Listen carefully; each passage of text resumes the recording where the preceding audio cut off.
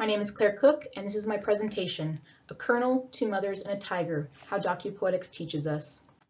Quote, poetry of witness is written by poets who endured conditions of extremity, who passed through the suffering of warfare, imprisonment, forced exile, censorship, banning orders. They passed through these experiences, their language also passed through it, and they write in the aftermath, and their language articulates that suffering. It becomes legible in the poems, unquote, Carolyn Forché. Poetry of witness is not just a poet's symbolic representation of an event or a way for a poet to document events. In poetry of witness, the poem becomes the experience and the reader, the experiencer. The poet, always the agent in the field, works to bring these experiences to people, and they do this sometimes at great risk to themselves.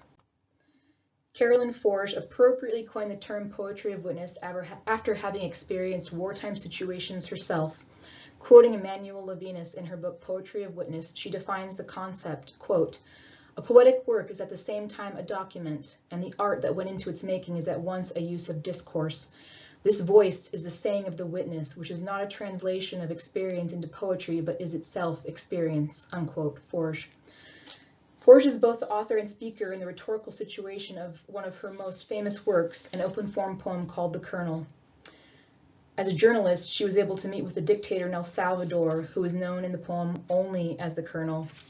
It is through Forché's poetry and this poem that she shares her experience with the world in a way that uniquely captures the juxtaposition of both the horror and the humanity one can find when writing about social justice. Quote, what you have heard is true.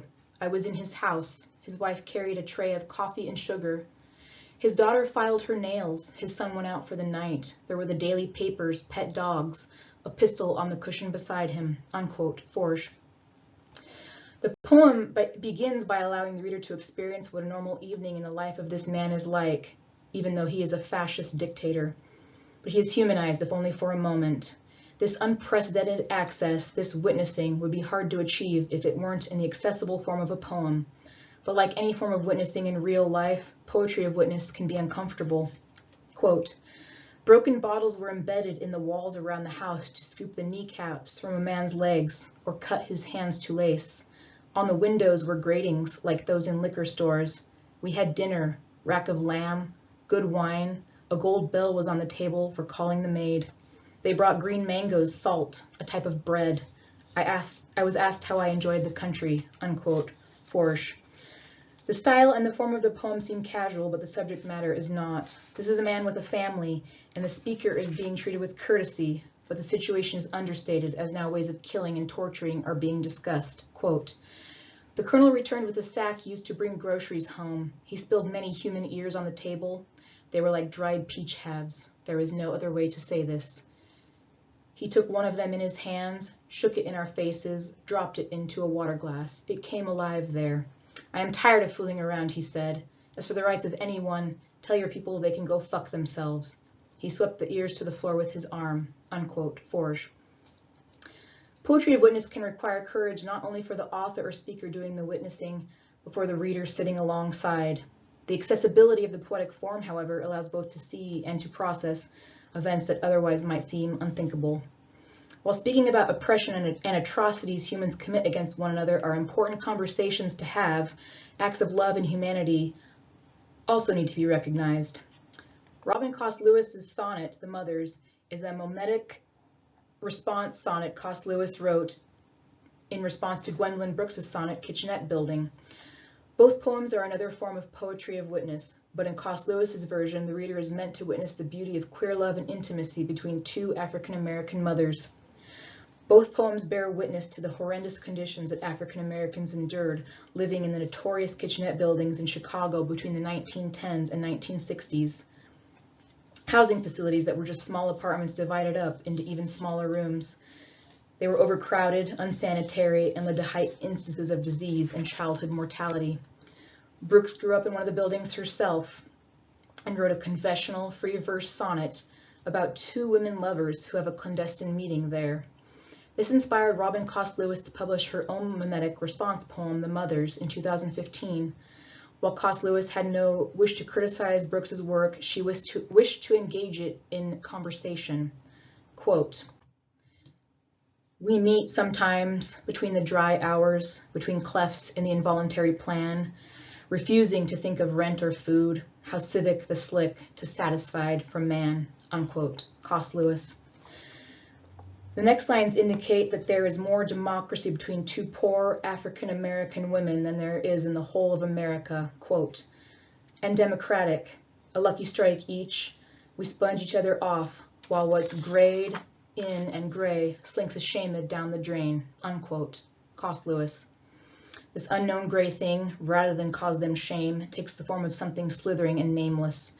One could imagine it is the ugliness of racism, of poverty, of the struggle they face every day. But what remains is the naked, vulnerable beauty of the mothers, unquote. Quote, no need to see each other's mouth lip, the obvious, giddy, fingers garnished with fumes of onions and garlic, I slip back into my shift, then watch her hands, wordless, reattach her stockings to the martyred rubber moons wavering at her garter, unquote, Coste Lewis. Their bodies, martyred to life in childbirth, ask the reader to witness them as they are, beautiful, proud, alive, daring the world that works against them to challenge this sacred moment.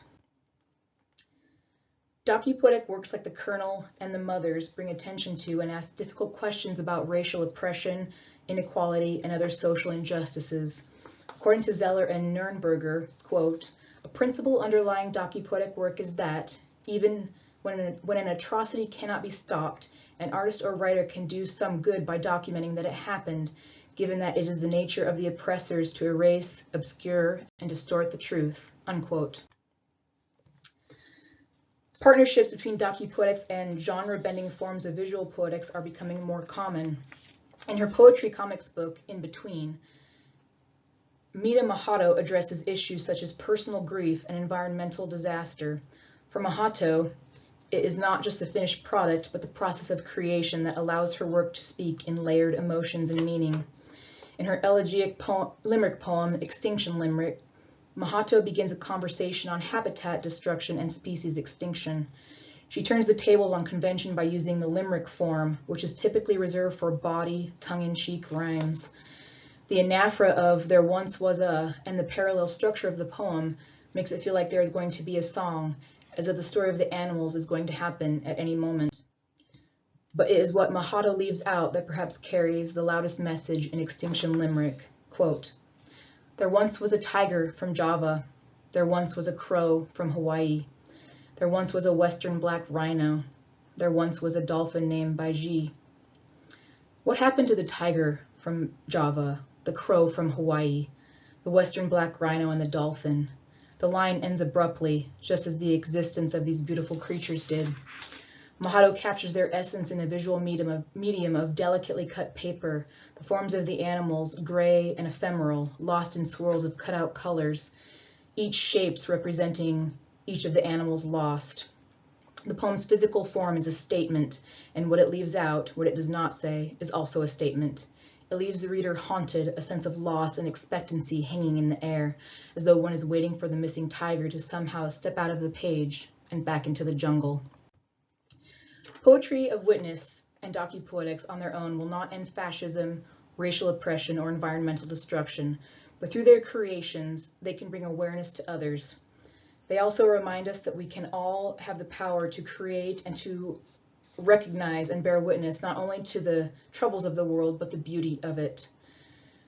One could almost say poets have a responsibility to the world to do so, as Robert Pinsky states, quote, the desire to see and the desire to feel, obliged to answer, are valuable, perhaps indispensable parts of the poet's feelings about the art. But in themselves, they are not enough. In some way, before an artist can see a subject, the artist must transform it, answer the received cultural imagination of the subject with something utterly different. This need to answer by transforming is primary. It comes before anything else, unquote. Poets do not have a responsibility to save the world, nor should they be expected to save humanity from itself. But if the world and humanity are lucky, perhaps the poetic desire to see and the desire to feel obliged to answer, as Pinsky says, will allow poets to teach us something new about ourselves, one colonel, two mothers, and a tiger at a time. Thank you.